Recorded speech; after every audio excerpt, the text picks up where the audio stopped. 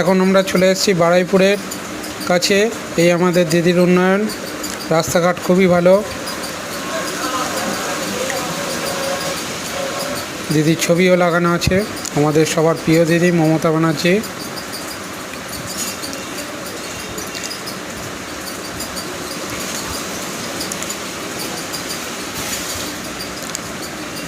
এই রাস্তার পাশে লরিগুলো দাঁড়িয়ে থাকে, তাকে যেতে খুব অসুবিধা হয়, এই গাড়িগুলোর জন্য জ্যাম হয়।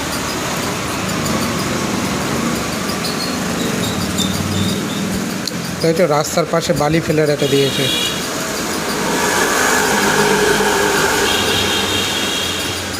এখন আমরা চলে এলাম এইচপি পেট্রোল পাম্পের কাছাকাছি।